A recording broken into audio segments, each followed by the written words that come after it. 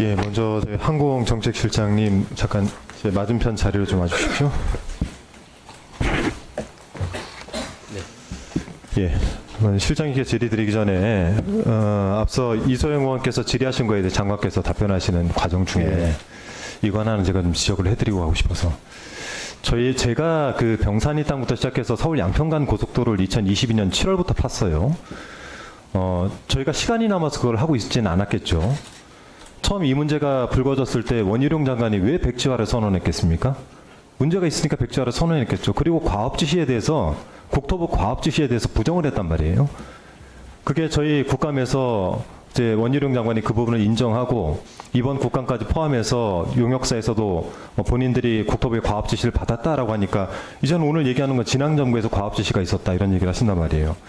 이 고속도로 자체는 두물머리에 6번 국도 쪽 정체를 해소하기 위해서 KDI가 2년간 이해탈을 했던 겁니다. 이걸 어떤 용역사가 기술이 좋아가지고 단 하루 현장을 가보고 종점을 변경을 하겠습니까? 그래서 제가 지난번에도 말씀드렸지만은 이 지난 국감 자료에 대한 걸 전체적으로 리뷰를 하지 않은 상태에서 쉽게 답을 하시다가 보면 허위사실이 될 수 있으니까 이번 좀 유념하시길 말씀드리고, 제가 오늘 질의 드리는 거는 어제 기사가 난 내용들입니다. 우선 좀 질의를 드리겠습니다. 지금 PPT 먼저 보시면은 제가 1년 전에 제보가 들어왔던 건데 이 사실관계 확인을 위해서 저희가 한 1년간 이 자료를 좀 파 들어갔던 겁니다.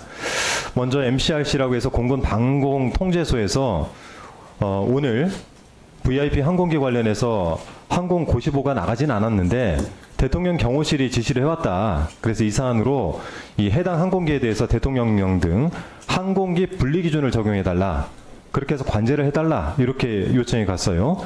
그러니까 공항 측에서 뭐라고 하냐면 VIP가 실제로 탑승한 경우에만 가능하다. 실장님 이건 맞죠? 항공 분리 기준에 의해서 VIP가 실제 탑승을 해야지만 가능하죠? 대통령 항공기에 대해서 항공기에 대통령이 타야죠. 그렇게 이거 다 나와 있어요. 네. 저희가 그 대통령 항공기의 경우 및 그 여기에 이제 김정숙 여사 때 일이 있죠. 이때는 정부 대표단 일원으로 특별 수행원으로 혼자 탄 것이 아니라 도종환 당시 문체부 장관 등 정부 대표단이 같이 탔어요. 그러니까 이게 이명박 정권 때 바뀐 건데 정부 인사들이 타고 가도 괜찮아요. 그런데 이런 인사들조차 전혀 없고 특별 수행원으로서 이런 분들을 따라간 것도 아닌 상태에서 대통령이 타지 않고 홀로 탈 수는 없는 거 아닙니까? 그렇죠. 혼자 탔다라고 한다면은 이 관련해 가지고 분리 기준을 적용할 수 있습니까? 없습니까? 저희가 대통령 항공기 등의 업무 처리 절차가 있습니다, 의원님. 그건 다 읽어봤어요. 네. 그러니까 정확하게 말씀. 만일에 여기에 여사 혼자 탔다고 한다면 이거는 분리 기준을 적용할 수 있습니까? 없습니까? 그 규정을 그대로 말씀드리면은 대통령 경호처로부터 대통령 항공기 등과 관련하여 항공교통의 일부 또는 전부의 제한 요청이 있을 경우 적극 협조한다 돼 있습니다. 그건 제 자료에도 있어요. 그걸 읽으라는 게 아니라 제가 지금 물어보는 거는 대통령 부인이 혼자 탔다라고 한다면 이 전용기에 대해서 전용기를 탑승하는 것에 대해서 분리 기준을 적용할 수 있느냐, 즉 타 항공기들이 하늘을 비우는 거에 대해서 이거를 관제를 할 수 있느냐, 이거를 물어보는 거잖아요. 못하죠. 그러니까 탑승 인원에 대한 그 내용은 없고요. 아니, 그러니까 제가 가정을 하지 않습니까? 대통령 항공기 그러니까 가정을 해서 여쭤보는 거에 대해서만 답을 하세요. 저는 규정에 따라서 말씀을 드리고 있는 겁니다. 규정에 따라서 그러면 대통령 부인이 혼자 타도 관제가 가능합니까? 제가 의원님께 말씀드렸던 것처럼 규정에는 대통령 항공기 등에 대해서 요청이 있을 경우 관제 업무에 협조하도록 되어 있는 걸 무슨 소리세요 지금? 진짜 저랑 지금 이 법안 가지고 싸우자는 겁니까? 자, 다음 거 계속 들어보세요. 그렇게 해서 공군 방공통제소에서 9시 50분 서울을 이륙한다. 서울 이륙이면 어디입니까? 공항에 서울이 없죠. 대통령기 뜨는 곳이겠죠. 네. 그렇게 해서 11시에 제주 착륙 항공기다. 그래서 이거를 이제 제보를 하신 분이 해당 내용이 대통령 경호처의 부당한 업무 지시고 과한 의전으로 타 항공기를 탑승한 일반 국민의 공익을 침해한다. 이런 이제 주장을 해서 저희 의원실에 제보를 한 내용입니다. 항공교통 관제는 해당 규정상 대한민국 대통령 및 외국 국가 원수급이 탑승한 항공기에 적용하도록 명시가 되어 있고요. 분리기준 적용은 통상 분리기준의 3배에서 5배 정도 되는데 타 항공기가 대통령 전용기를 우회하도록 비행을 하도록 유도를 관제를 하는 겁니다. 제가 계속해서 여쭤볼게요. 그래서 저희가 이 자료를 좀 요청을 하니까 항적 이동 자료도 없고 항공기 교신 내역도 보관 기간을 다 넘어서 저희가 확보를 할 수 없었는데 관제 업무 일지 이것이 보존 기간 1년이라 저희가 파기 직전에 확보를 했습니다. 이 내용을 보니까 귀빈 항공기 10월 6일 10시 56분 도착, 19시 54분 출발 이렇게 돼 있어요. 귀빈 항공기란 뭡니까? 저희 이제 의원님 말씀대로 확인을 해보니 네. 현장에서 귀빈이라고 할 때 특정하게 어떤 특정인을 지칭하는 것이 항공 아니고 야거 및 부호 사용에 관한 기준 제5조 1항 별표 1에 따르면 귀빈은 VIP를 뜻합니다. 네, 귀빈으로 그래서 그런 네. 대답을 하실 줄 알고 저희가 일자들을 다 조사를 했어요. 이 시기에 제주에선 어떤 일이 있었느냐? 이때는 은갈치 축제 개막식이 있었어요. 18시에서 19시까지. 개막식은 18시에서 30분간 진행이 됐고 김건희 여사가 참석을 했습니다. 자, 그래서 저희가 23년 10월 6일 제주공항 모든 항공기 출발 도착 기록을 전수조사를 했어요. 10시 56분 도착, 19시 54분 출발 항공기는 없습니다.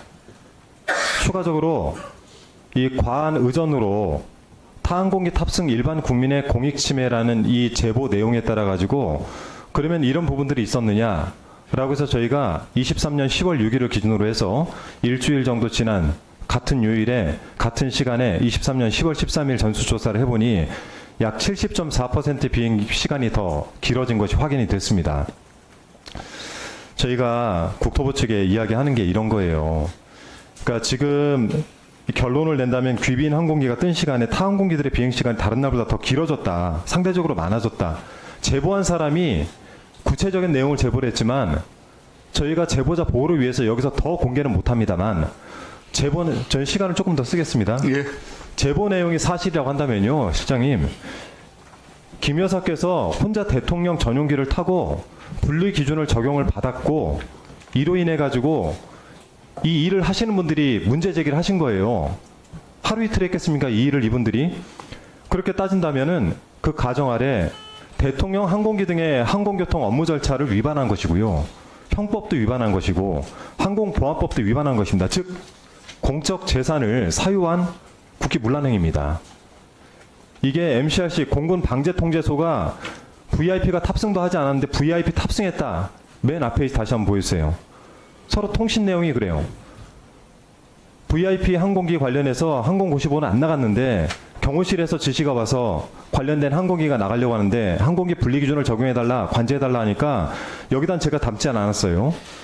뭐라고 얘기하냐면 VIP가 탑승해야만 가능하다 이렇게 관제 측에서 얘기를 하지 않습니까? 했더니 여기서 VIP 탑승했다라고 다 대답을 합니다. 근데 실제 같은 시간대 같은 날 대통령의 일정은 서울에서 있었습니다. 대통령의 여러 일정들을 저희가 확인해 봤지만 제주도에 간 이력은 없어요. 여사만 있습니다. 그러면 VIP 탑승했다라고 하는 공군 방군 통제소 여기도 좀 허위 사실을 전달한 거예요. 그렇게 해서 분리기준을 적용하게 한 겁니다. 이게 문제가 안 된다고요? 이렇게 되면 형법 제 137조에 의해서 위계에 의한 공무집행 방해죄가 성립이 되고요. 동법 제 123조 직권남용 권리행사 방해죄가 의율이 될 가능성이 있다라는 법적 검토를 받았어요. 저희가 이거 1년을 조사했다니까요. 문제가 생길까봐. 특히 타항공기 항로 변경과 관련해서는 실장님 너무 잘 아시겠지만 항공보안법 제48조에 운행방해 정보 제공죄, 동법의 42조 항공기 항로 변경죄, 동법 43조 직무 집행 방해죄 이거 전부 다 법리 검토를 받아보니까 가능성이 있다 이렇게 나옵니다.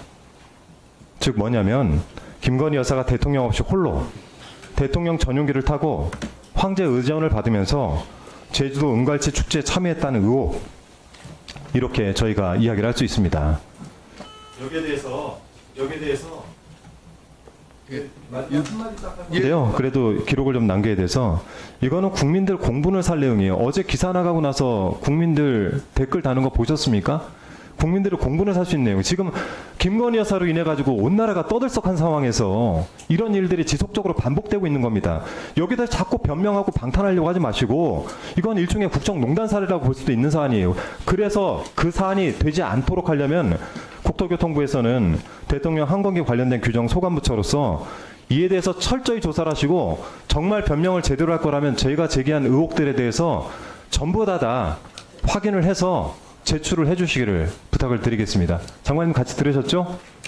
네, 예, 소감부처로서 여기에 대해서 해서 네, 우리 한 의원님 주장에 저희가 뭐 다른 그 반박조를 낼 수 있을지 제가 모르겠습니다만은 일단 네네. 저희가 지금 남아 있는 자료, 예. 확인할 수 있는 자료를 확인해 보도록 하겠습니다. 네, 저희가 확보해 놓은 자료 됐으니까 필요하면 저희 의원실로 자료를 가져가셔도 됩니다. 네, 이상입니다.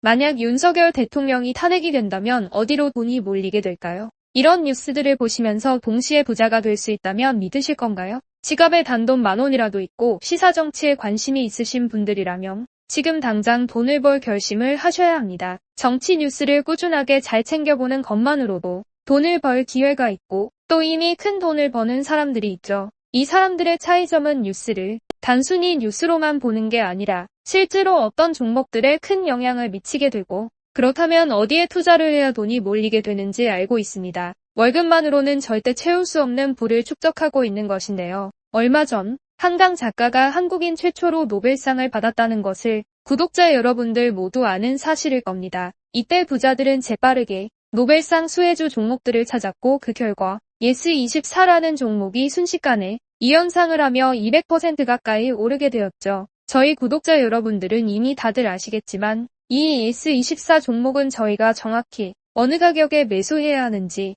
또 언제 팔아야 하는지를 정확하게 공유해드렸었던 사실이 있었죠. 투자로 부자가 된 사람들은 사소한 시사 뉴스들을 그냥 지나치지 않습니다. 전문직이 아닌데도 부자가 되는 사람들의 특징이 바로 이것인데요. 돈으로 이어진다는 경험적 확신이 있기 때문에 진짜로 급등할 수 있는 종목들에 과감히 투자해 남들과 비슷한 연봉을 벌어도 절대 월급으로는 만들 수 없는 큰 투자 수익들을 지금도 만들고 있다는 것입니다. 이번엔 현재 가장 핫한 북한 도발을 대비하여 또 한 번 급등이 유력한 대장 종목을 알아냈는데요. 제 목표는 채널을 크게 성장시키는 것이기 때문에 여기까지 영상을 시청해주신 분들께만 이 정보를 드리고자 합니다. 제 개인 휴대폰 번호 010-792-8273으로 기회라고 문자를 보내주시면 링크 하나를 보내드릴 건데요. 링크로 들어오시면 이번 미대선주 그리고 북한 도발 관련 유력주를 공유해드리겠습니다. 또한 윤석열이 탄핵될 것을 대비하여 탄핵 수혜주 또한 미리 파악 완료한 상태입니다. 제가 돈을 받는 것도 아니고 투자를 대신 해드리려는 것도 아니니까